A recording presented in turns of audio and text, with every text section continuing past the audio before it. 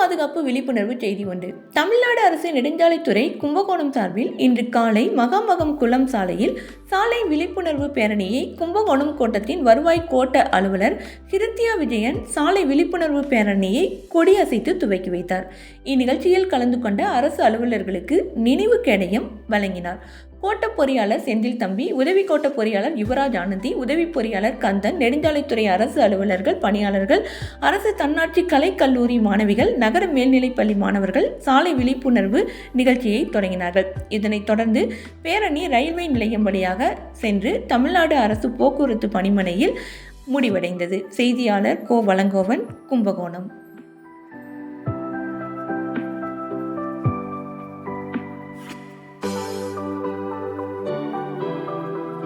Tamil Nadu Today Magazine Awards. For more updates, follow Tamil Nadu Today website.